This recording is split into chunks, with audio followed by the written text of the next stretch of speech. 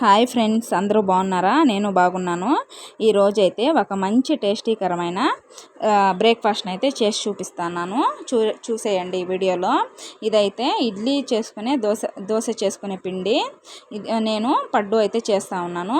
ఎప్పుడు చేసుకునే ఇడ్లీ దోశ కాదు, ఒకరోజు దోశ, ఒకరోజు ఇడ్లీ, ఒకరోజు పడ్డు అన్న బోండాలైన అయితే నేను చేస్తాను. ముందుగా క్యారెట్ అయితే తురిమి పిండిలో వేసేసుకున్నాను. తర్వాత కావాల్సిన ఒక 4-5 ఎర్రగడ్డలు, ఒక 4-5 పచ్చిమిరపకాయలు, కారానికి తగిననైతే ఇక్కడ సన్నగా కట్ చేసుకుంటున్నాను. తర్వాత కొంచెం కొత్తిమీరనైతే ఇక్కడ సన్నగా కట్ చేసి పెట్టుకుంటున్నాను. కట్ చేసుకున్నవన్నీ ముందుగానే రెడీ చేసుకున్న పిండిలో అయితే వేసేసుకుంటానండి. క్యారెట్ అయినాక సన్నగా కట్ చేసుకున్న ఎర్రగడ్డలు, పచ్చిమిరపకాయలు, కొత్తిమీర అయితే ఇక్కడ యాడ్ చేస్తాను. యాడ్ చేసుకొని తర్వాత కొంచెం రుచికి తగినంత జీలకర్రను అయితే ఇక్కడ నేను యాడ్ చేస్తున్నాను.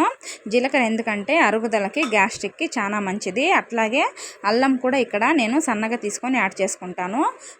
జీలకర్ర వేసుకున్నాక కొంచెము రుచికి తగినంత 1 or 2 స్పూన్స్ అయితే సాల్ట్ అయితే ఇక్కడ యాడ్ చేసుకుంటానండి. రుచికి తగినంత వేసుకుంటున్నాను. తర్వాత ఈ అరుగుదలకి కొంచెము సన్నగా కట్ చేసుకునే అల్లం ముక్క అయితే వేసుకుంటున్నాను. తురుమైనా వేసుకోవచ్చు, సన్నగా కట్ చేసుకొని అయినా వేసుకోవచ్చు. తర్వాత ఇట్లా పిండి అయితే మిక్స్ చేసుకుంటున్నాను. ఎందుకంటే ఇది చాలా కొంచెం గట్టిగా ఉంది. దీంట్లో అయితే కొంచెం వాటర్ అయితే యాడ్ చేసుకోవాలండి. యాడ్ చేసుకొని బాగా మిక్స్ చేసుకొని ఒక 5 minutes అయితే పక్కన పెట్టేసుకోవాలి. ఎందుకంటే అప్పుడే ఇవి కట్ చేసిన వేసినవన్నీ పిండి బాగా అబ్జర్వ్ చేసుకుంటుంది.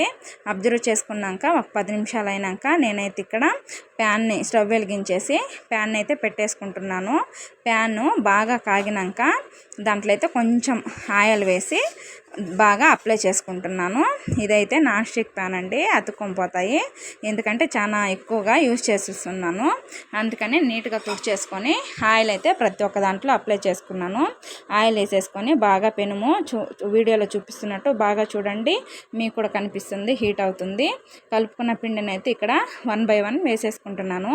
అన్నిటి వేసుకొని మూత పెట్టుకొని కొంచెం ఒక 10-15 minutes బాగా ఉడికించుకోవాలి. స్టార్టింగ్లో కొంచెం పెద్ద మంట పెట్టి ఉడికినాక లాస్ట్లో సిమ్లో పెట్టి అయితే ఉడికించుకోవాలి. చూడండి ఇలా వచ్చేస్తాయి.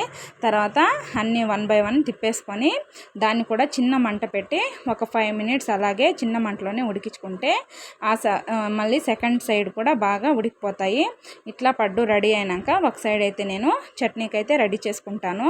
ఇవైతే పల్లీలు వేసుకొని బాగా కొంచెం ఒక చిటికెడు నూనె అయితే వేసుకొని బాగా మిక్స్ చేసుకుంటున్నాను. వేరుశనగ పప్పు అయితే వేగినాక కారానికి తగినన్ని పచ్చిమిరపకాయలు అయితే బాగా వేయించుకొని వైట్ శనగపప్పులు అయితే ఇక్కడ వేసుకొని యాడ్ చేసుకుంటున్నాను. టేస్ట్ బాగుంటుంది. తర్వాత మిక్సీ జార్లో వేసుకొని కొంచెం ఉప్పు అయితే వేసుకొని రుబ్బేసుకున్నాక తిరగమూత అయితే అన్ని తిరగమూత గింజలన్నీ వేసుకొని తిరగమూత పెట్టేసుకొని ఇట్లా చూడండి చట్నీలకి ఈ తిరగమూతను అయితే వేసేస్తున్నాను. ఫైనల్లీ నా పడ్డూలు అయితే ఇలా రెడీ అయ్యాయి. చూడండి ఎంత బాగా చూస్తుంటేనే నోరూరుతూ ఉన్నాయో. తర్వాత ఈ పడ్డూలు అందరూ నాకు ఒక్కదానికే కాదండి, మా ఇంట్లో వాళ్ళందరూ తింటారు. మళ్ళీ నేను ఒక్కదాన్నే తింటాను అనుకున్నారు. నాకు కావాల్సిన పడ్డూలు అయితే నేను ఇక్కడ పెట్టేసుకుంటున్నాను. తర్వాత చట్నీ వేసుకొని తిని చూపిస్తాను. చూడండి ఎంత బాగున్నాయో. తింటా ఉంటే చాలా టేస్టీగా చట్నీకి పడ్డు కాంబినేషన్ చాలా బాగుంది. మేమైతే వీటిని పడ్డు అంటాము. మీరేమంటారో కామెంట్లు అయితే తెలియజేయండి. Thank you so much. అందరూ బాగుండాలి. నా ఛానల్ సబ్స్క్రైబ్ చేసి ఒక లైక్, షేర్ అయితే చేసేయండి. పడ్డూలు అయితే చాలా టేస్టీగా ఉన్నాయి. Thank you so much. Bye bye.